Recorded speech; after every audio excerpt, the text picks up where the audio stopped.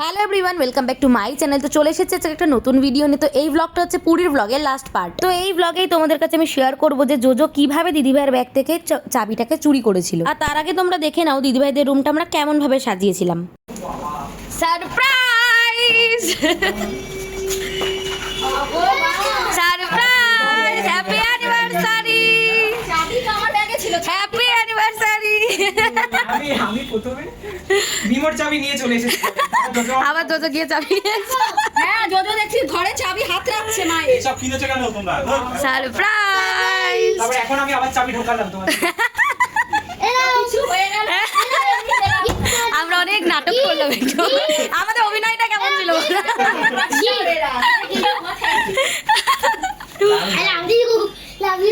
তো সময় যেহেতু খুবই কম ছিল হাতে, তো সেই জন্য খুব অল্পের মধ্যে একটা দিদিভাইদের ছোট্ট একটা সারপ্রাইজ দিয়েছি। আর এই সারপ্রাইজ দিতে গিয়ে যে আমরা কি করে ফেলেছি সেটাও তোমাদেরকে বলবো। তো চলো এখন মামুনি আর বাবুকে ডেকে নেওয়া যাক। তো মামুনি আর বাবুকে ডাকতে গিয়েছিলাম, কিন্তু মামুনি এসেছে আমাদের সাথে, কিন্তু বাবু আর ওই ঘর থেকে আসতে চাইলো না। যেহেতু সবে মাত্র বিচ থেকে ফিরেছে, তো সেই জন্য মামুনি শুধু এলো। আর এদিকে দেখো দিদিভাই, দাদাভাই, রাহি তিনজনে মিলে কেক কাটছে। তোজোকে অনেকবার বলা হয়েছে, কিন্তু তোজো আসবে না এখানে। সেই কারণেই ওরা তিনজনে মিলে কেকটা কাটিং করলো। আর এই ছোট্ট আমাদের অ্যারেঞ্জমেন্টটা তোমাদের কেমন লাগলো সেটাও কিন্তু তোমরা বলো। এবার আসি সব থেকে মজার বিষয়, সেটা হচ্ছে জোজো কিভাবে চাবিটাকে চুরি করেছে। তো সেটার একটা লম্বা ঘটনা রয়েছে, আমি একটু শর্টেই বলছি তোমাদের। আগে চাবিটা এনেছিল হচ্ছে তোজো, কিন্তু তোজো একটা মিস্টেক করেছে। সেটা হচ্ছে আমার আর দিদিভাইয়ের ঘর যেহেতু পাশাপাশি ছিল, তো সেই জন্য ভুল করে আমার চাবিটা নিয়ে চলে এসেছে। তো যার কারণে যথারীতি আবার জোজোকেই পাঠানো হয়েছিল সেই বিচের সামনে। সব থেকে মজার বিষয় হচ্ছে জোজোকে আমরা যেটা বলে পাঠিয়েছিলাম চাবিটা নিয়ে আসতে, ও ঠিক তার উল্টোটাই করেছিল। মানে আর কি বলে না যে ধরা খেতে খেতে বাঁচা, সেটাই হচ্ছে জোজো করেছে। ও তার আগে বলে রাখি, এটা ছিল হচ্ছে আমাদের রাতের ডিনার। মানে দাদাভাই আর দিদিভাইয়ের তরফ থেকে আমাদের ট্রিট দেওয়া হয়েছিল chilli chicken, Manchurian, mixed fried rice আর হয়েছিল মিষ্টি। তো হ্যাঁ, যেটা বলছিলাম, তো জোজো একদম ডিরেক্ট গিয়ে দিদিভাইকে বলছে আমাদের ঘরের চাবিটা নেবো, তোমার ব্যাগটা দাও। তো ভাগ্যিস দিদিভাই ব্যাগটা দিয়েছিল। যদি বলতো যে দাঁড়া আমি খুঁজে দিচ্ছি, তাহলেই তো একদম পুরো গিয়েছিল, পুরো প্ল্যানটাই আমাদের ভেস্তে যেত। তো যাই হোক, ফাইনালি যে আমরা করতে পেরেছি, এটাই হচ্ছে সব থেকে বড় কথা। তো চলে এসেছি পরের দিন সকালবেলা। আর এই গল্পটা তোমাদের পুরো একদম শর্টে বললাম, এটা একটা লম্বা হিস্ট্রি আছে। এটা যদি তোমরা শুনতে তোমাদের নিজেদেরও হাসি পেয়ে যেত। তো আজকে হচ্ছে পুরীতে আমাদের তৃতীয় দিন। আর তৃতীয় দিনে কিন্তু আমি, দাদাভাই আর দিদিভাই আমরা তিনজনেই এসেছি। জোজো আজকে আর আসেনি, কারণ জোজোকে দিয়ে কালকে আমরা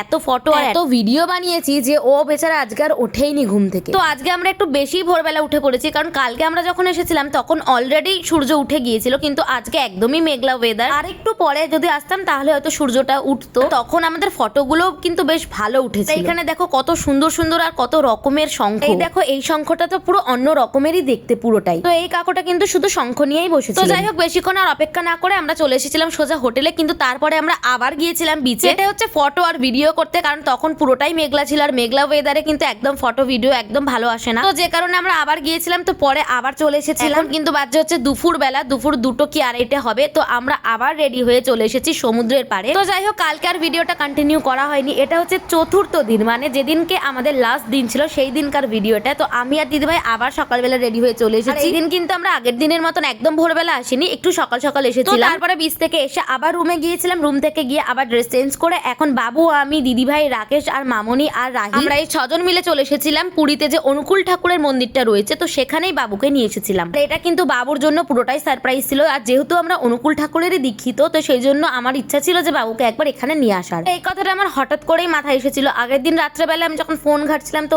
ঘাটতে ঘাটতে ভোরবেলাই হয়ে গিয়েছিল, প্রায় তখন 3:30 মতো বাজে। তো যাই হোক, তখনই আমার মাথায় এসেছিল যে বাবুকে এত দূর যখন এসেছি, তো এখানে এত কাছে অনুকূল ঠাকুরের আশ্রমটা, এখান থেকে কেন ঘুরিয়ে নিয়ে যাবো। তো সেই কারণেই সকালবেলা বিচ থেকে ঘুরে আসার পর দিদিভাইকে বললাম যে চলো বাবুকে নিয়ে এখনই আমরা বেরিয়ে পড়ি, কারণ আমরা তখন ফোনে দেখছিলাম যে একটু পরে এখানটা বন্ধ হয়ে যাবে। একদম আমরা একদম ঠিক টাইমে এসে পৌঁছেছি। কতটা সুন্দর, শান্ত আর নিরিবিলি জায়গা। আর বাবু একটুখানি শান্ত, মানে একটু ঝঞ্ঝাটহীন জায়গায় পছন্দ করে। আর এই মন্দিরটা একদমই তাই, এসে বসলে যেন একটুখানি শান্তি লাগে। আমি আরেকটু শান্তি নেওয়ার জন্য চলে গেলাম হচ্ছে বাবুর পাশে গিয়ে বসতে। আর বাবুর পাশে গিয়ে বসতেই বাবু বলছিল যে আমিও মনে মনে ভাবছিলাম এখানে অনেকবার শুনেছি একটা আশ্রম রয়েছে গুরুদেবের, তো এটা দেখতে পারবো কিনা। আমি বললাম যে দেখেছো, তোমার আর আমার অনেক মনের মিল, আর ঠিক সেই জন্যই তোমার মনের কথাগুলো আমি এইভাবে বুঝে যাই। তো পুরো আশ্রমটা ঘোরার পর এখন আমরা চলে এসেছি নিচের দিকটা করে। এবার আমরা চলে যাবো হচ্ছে গিয়ে সোজা হোটেল। হোটেলে যাওয়ার আগে এই যে এখানে যে একটা জগন্নাথ দেবের মন্দির রয়েছে স্বর্গদুয়ারের ঠিক পাশেই, তো এই মন্দিরটাতে আমি বাবুকে আর মামনিকে একসঙ্গে জগন্নাথ দর্শন করতে বলেছিলাম। পুরীতে গিয়ে জগন্নাথ দর্শন না করলে হয়? আমরা একবার এসেছিলাম লকডাউনে, তখন আমার মা এখানেই আমাদের সবাইকে নিয়ে জগন্নাথ দর্শন করিয়েছিল। তো যাই হোক, এখন আমরা দুপুরবেলা চলে এসেছি হচ্ছে বিচে। আজকেই কিন্তু লাস্ট দিন আমাদের পুরীতে, তো সেই জন্য আমি একটু স্নান করে নিয়েছিলাম। রাকেশ যেহেতু পরপর 3 দিনই স্নান করেছিল, তো সেই জন্য আজকেও আর করলো না। আজকে কেউই স্নান করেনি, শুধু আমি, দাদা ভাই আর রাহি, আমরা 3 জনে মিলেই স্নান করেছিলাম। তো পুরীতে এসে আমি প্রথম 2 দিন 3 দিন করি কি করি না, আমি লাস্ট দিনটা অন্তত করে যাওয়ার চেষ্টা করি, কারণ জানি আজকেই লাস্ট, তো সেই জন্য খুবই মন খারাপ করে। তো সেই জন্যই আর কি আজকে লাস্ট স্নান করে নিলাম।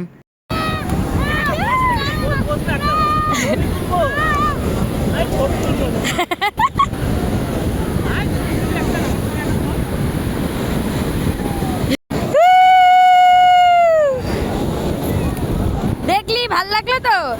এই হচ্ছে সমুদ্রে স্নান করবে কি, ও সারাদিন ওই বালির মধ্যেই পড়ে থাকে, বালির মধ্যেই গড়াগড়ি খাবে, বালি নিয়েই খেলতে থাকবে, সারা গায়ে হাত পায়ে মুখে মাথায় সব জায়গাতেই লাগাবে, কিন্তু ওই জলে যাবে না, ওর ভয় লাগছিল। প্রথম 2 দিন আমাদের সাথে গিয়েছিল, কিন্তু কালকে আর যায়নি, আর আজকেও কিছুতেই ওকে জলে নামানো গেল না। তো এখন আজকে প্রায় অনেকটাই বেলা হয়ে গিয়েছে, আর রাহিকে অনেকবার ডাকছে, ও তাও আসছে না। তো আমি দিদি ভাই দাদা ভাই করলাম তোমরা শিগগিরই চলে আসো, সবাইকে উঠে যেতে দেখলে দেখবে ও চলে আসছে, কিন্তু ওই যে মামনি ওকে ওখানে রেখে না নিয়ে কিছুতেই আসবে না। আর এদিকে আজকেই যেহেতু আমাদের লাস্ট দিন, মানে আজকে আমাদের রাত্রেবেলা ট্রেন রয়েছে, তো সেই জন্যই একটু আজকে তাড়াতাড়ি ওঠার চেষ্টা করেছিলাম, কিন্তু ওই যে রাহির জন্য আমাদের আজকেও লেট হয়ে গিয়েছিল। তো যাওয়ার আগে শেষবারের মতন বিকেলবেলা এসেছিলাম একটু সমুদ্রটাকে দেখতে, আর এই বিকেলবেলা সমুদ্রটাকে যে কত সুন্দর লাগছিল। বিকেল না, এখন প্রায় সন্ধ্যাই হতে চললো, 6:30টার বেশিই বেজে গিয়েছিল। তো যাই হোক, এতটাই সুন্দর লাগছিল যে কি বলবো, বলে বোঝাবার মতন নয়। আর এই 3 দিন তো আমরা বিকেলবেলাতে সমুদ্রে আসেইনি, কারণ বিচ থেকেই এত বেলা করে আমরা রুমে গিয়েছিলাম, তারপরে খাওয়া দাওয়া করে সেরে উঠতেই আমাদের বিকেল বেলায় করেই হয়ে যাচ্ছিল, আর তারপরে গিয়ে একটু রেস্ট না নিলে আমরা আর বেরোতে পারছিলাম না। যাই হোক, সেই সন্ধেই হয়ে যাচ্ছিল। তো ফাইনালি এখন আমরা এই রুমটাকে ছেড়ে দেবো, এখন আমাদের বেরিয়ে যাওয়ার পালা। এখন বাজে কিন্তু প্রায় রাত্রিবেলা 9টা। যাওয়ার আগে আমাদের এই রুমটাকে একটু ভিডিও করে নিচ্ছিলাম, আর তোমাদেরকেও দেখালাম যে আমাদের এই সুন্দর রুমটাকে। আর এই মিরারটা কিন্তু আমার ভীষণ পছন্দের ছিল। তো যাই হোক, বেরিয়ে যাওয়ার সময় মিরারটাকেও একবার টাটা করে নিলাম।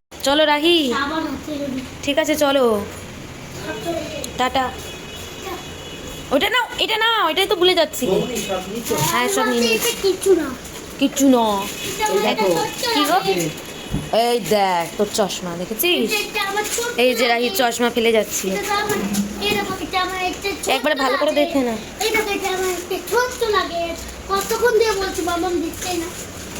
তো চুলটা এসে করে দিতে হবে, আর কিছু নেই তো? কি ঠিক? তো চলো। আমার ওরে আবার স্কুলও খুলে গেল।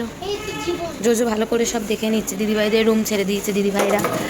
ওইখানে হচ্ছে, ওইটা হচ্ছে মামনিদের রুম, ওই দিকটা।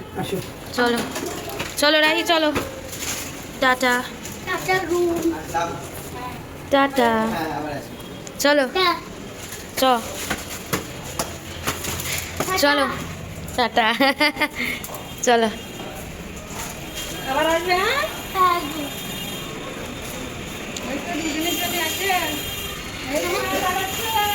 ওই যে এইটা হচ্ছে আমাদের রুম।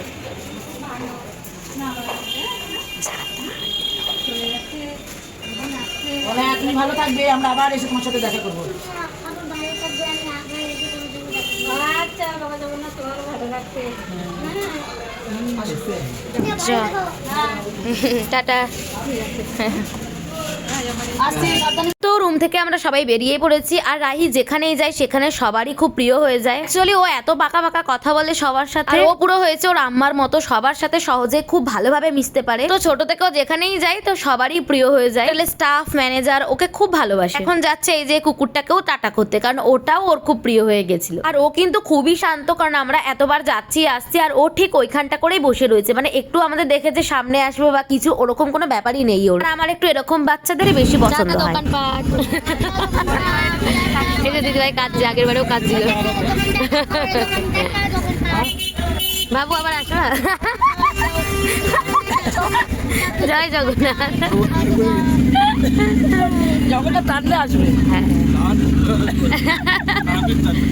হ্যাঁ, এবার মাতারা।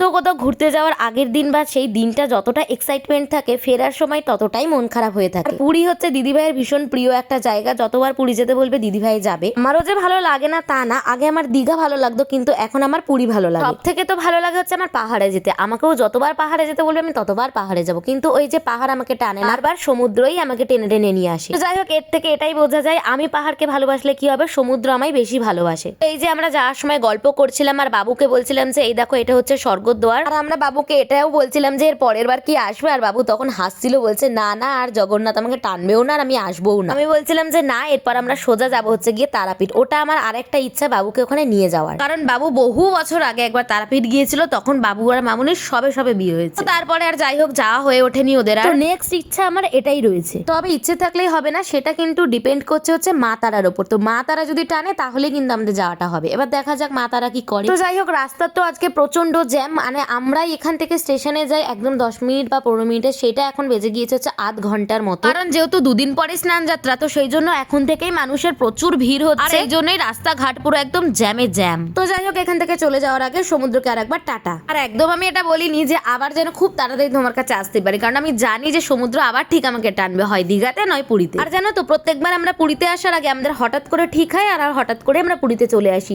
পুরী হোক দীঘা হোক, আমাদের বলে উঠলো বাই তো কটক যাই, সিরিয়াসলি সেটাই হয়। কিন্তু এবারের ট্রিপটা কিন্তু আমরা 1 মাস আগে থেকে প্ল্যান করে রেখেছিলাম, আর এই 1 মাস ধরে শুধু ভাবতাম যে কবে এই দিনটা আসবে, কবে আমরা সবাই মিলে একসাথে ঘুরতে যাব, কবে আমার ইচ্ছেটা পূরণ হবে। ফাইনালি আমাদের ঘোরাও শেষ, আর আজকে হচ্ছে আমাদের সেই বাড়ি যাওয়ার পালা। আসার সময় কতটা আনন্দ থাকে আর যাওয়ার সময় কতটাই দুঃখ। আর এখান থেকে যখন আসি এই মোড়টা দিয়েই যখন যাই, তখন কতটাই না ভালো লাগে প্রথমবার সমুদ্রটাকে দেখার পর, আর আজকে ততটাই মন খারাপ। তো যাই হোক, চলে এসেছি স্টেশনে আর উঠে পড়েছি আমরা ট্রেনে। স্টেশনে আসতে না আসতে দেখছি ট্রেন দাঁড়িয়েই রয়েছে, তো এখন সবাই মিলে আমরা ট্রেনে উঠে পড়েছি। এখন জাস্ট আর কিছুক্ষণ তারপরেই ট্রেন ছেড়ে দেবে। আর এই যে রাহিরাতে যে খেলনাটা দেখছো, এটা কিন্তু নিজে পছন্দ করে কিনেছে, এর আগে আমি এটা কোথাও দেখিনি। তো যাই হোক, এইটা মামুনির টাকা দিয়ে কেনা হয়েছে। তো যাই হোক, ট্রেন আমাদের ছেড়ে দিয়েছে পুরী স্টেশন থেকে। তো টাটা পুরী, আবার কোনোদিনও আসবো সবাই মিলে। কিন্তু এই ট্রিপটা আমাদের সেরা ট্রিপ ছিল, আর সারা জীবনে এই ট্রিপটার কথা আমার মনে থাকবে, কারণ এটা আমার একটা ড্রিম ট্রিপ বলা যেতে পারে। তো দেখো, সকালও হয়ে গিয়েছে আর আমরা চলে এসেছি দেখতে দেখতে একদম বাড়ির দোরগড়াইতেই চলে এলাম। এই যে দিদি ভাইরা এখন নেমে যাচ্ছে দিদি ভাইদের ফ্ল্যাটের সামনে, আমরাও চলে যাবো হচ্ছে এখান থেকে সোজা বাড়িতে। তো আমাদের এই পুরো পুরী ট্রিপটা তোমাদের কেমন লাগলো সেটা অবশ্যই জানিও, আর ভালো লাগলে লাইক কমেন্ট আর সাবস্ক্রাইব করে দিও। তো টাটা, দেখাবো অন্য একটা ব্লগে। তো সবাইকে টাটা।